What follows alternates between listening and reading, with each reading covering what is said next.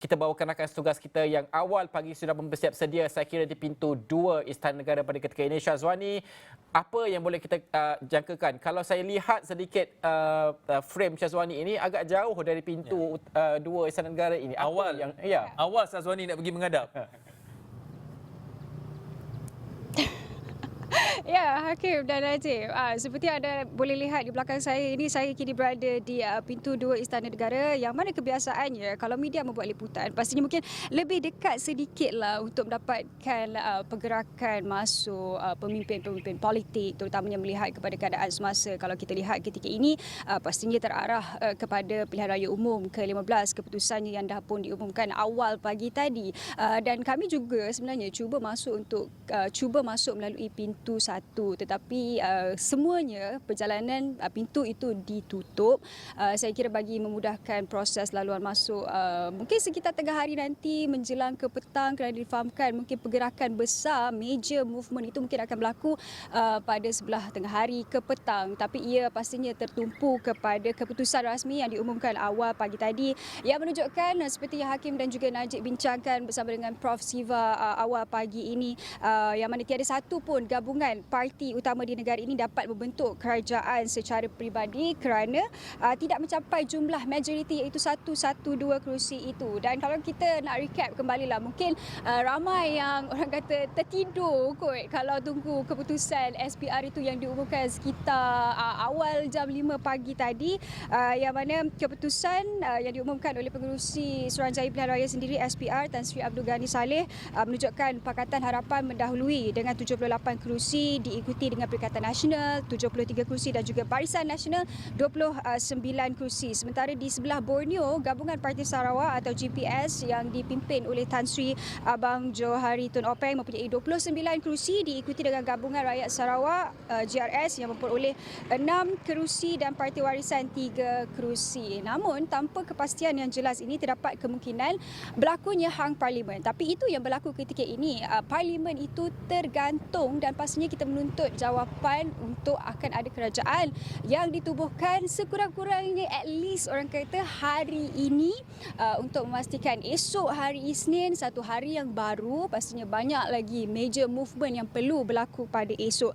Tapi kalau kita nak faham sedikit lah, mungkin saya bukanlah pakar dalam bab ini, tapi kita dah bertanyakan banyak soalan ini, kita kemukakan kepada penganalisis politik. Mereka menjelaskan sebelum ini parlimen tergantung itu adalah situasi di mana tiada parti politik ataupun pakatan parti politik tertentu yang mempunyai jumlah ahli atau kerusi yang terbanyak dalam parlimen, dan yang di-Pertuan Agong sebenarnya mempunyai kuasa memilih Perdana Menteri walaupun tiada gabungan politik dominan ataupun mendapat majoriti mudah selepas PRU ke-15 diketahui awal pagi tadi. Dan rundingan bagi membentuk kerajaan campuran boleh berlaku sebelum ataupun selepas Seri Paduka Baginda melantik seorang ahli Dewan Rakyat yang pada khidmat baginda mungkin mendapat undi kepercayaan majoriti ahli parlimen. Dan kejayaan rundingan ini pastinya bergantung kepada kewibawaan pemimpin untuk membentuk kerajaan gabungan yang kukuh dan stabil. Dan pada masa sama, penganalisis politik melihat kepada rundingan ini bagi mewujudkan kerajaan campuran boleh diadakan melalui pembentukan kerajaan minoriti. Berbalik kepada perlembagaan, perkara 40/2/A yang di-Pertuan Agong mempunyai budi bicara untuk melantik Perdana Menteri mengikut proses yang ditetapkan melalui perkara 43/2/A tanpa terikat dengan mana-mana konvensyen negara luar termasuklah Westminster. Dan pastinya kejayaan itu juga difahamkan boleh dibuktikan sama ada melalui proses undi percaya di Parlimen, jumlah sokongan akuan bersumpah atau kaedah lain yang boleh memuaskan hati baginda.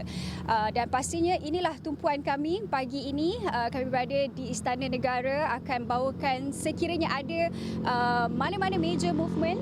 Setakat ini masih belum lagi, keadaan cuaca juga baik walaupun sekitar awal pagi tadi macam nak hujan, tapi alhamdulillah pagi ini cuacanya tenang, mendung, sejuk.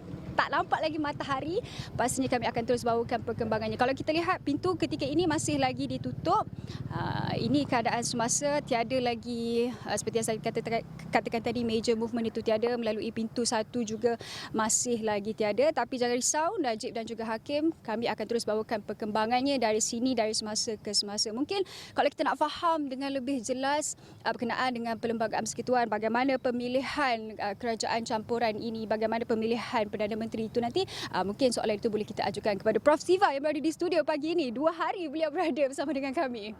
Wani, ada ke risik dengan abang polis belakang tu? Ada ke apa pergerakan yang mungkin akan berlaku di pintu 2 Istana Negara ini? Kerana biasanya pintu 2 ini, kalau ahli politik yang bukan bertaraf Perdana Menteri ataupun Timbalan Perdana Menteri, mereka masuk dalam pintu 2 biasanya. Kalau pintu utama itu biasanya Perdana Menteri ataupun Timbalan Perdana Menteri dan juga jawatan-jawatan besar yang lain. Apa kata mereka sebenarnya? Itulah saya sempat juga bertanya tadi, sebab sepatutnya kami dihalau lah, tak boleh nak buat liputan, tetapi disebabkan ini adalah perkara yang baru, fresh kami bawakan kepada anda. Saya tanyakan kepada anggota polis tadi, ada tak agak-agak pergerakan yang boleh kita jangka hari ini.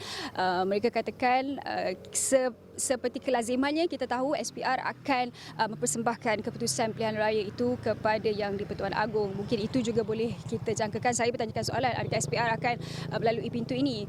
Mereka menyatakan mereka tidak menidakkan dan juga tidak mengiyakan, tapi kita anggap ya, sebab itulah kelazimannya yang akan berlaku. Kemudian saya tanyakan juga, adakah pemimpin-pemimpin politik juga akan melalui pintu ini untuk menghadap Yang di-Pertuan Agong, kerana difahamkan seperti Najib katakan tadi, ada pemimpin-pemimpin parti politik yang sudah pun menerima surat untuk menghadap baginda.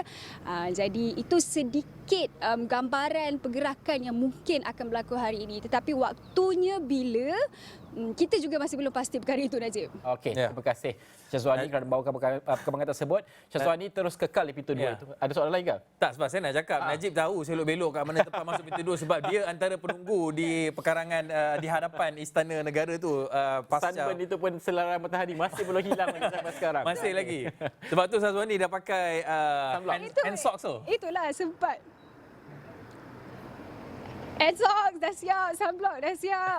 Sebab kenapa? Sebab kami akan terus bawakan perkembangan itu live dari Istana Negara ini. Sebarang pergerakan kami akan laporkan terus kepada anda. Walaupun dijangka pergerakan itu akan berlaku petang, tapi awal pagi ni sebenarnya sekitar 7 pagi kita orang dah sampai dekat sini. Dalam keadaan semasa ini macam-macam boleh berlaku pergerakan itu. Ya, dan hakikat bahawa Syazwani telah bersedia dengan sunblock, air mineral dan juga stokin tangan itu menunjukkan bahawa kita bersedia dengan kemungkinan bahawa mungkin negosiasi itu berlanjutan sehingga ke petang. Tapi kita harapkan ia boleh diselesaikan pada petang ini paling cepat. Tapi kita hanya mampu berharap terpulang kepada kebijaksanaan Seri Paduka Yang di-Pertuan Agong dan juga parti ketua-ketua parti ini untuk negotiate, melakukan rundingan sebab kena cepat sebab kita dah berhadapan dengan tempoh yang waktu kritikal ini. Ibaratnya kita berada di persimpangan negara kita ini.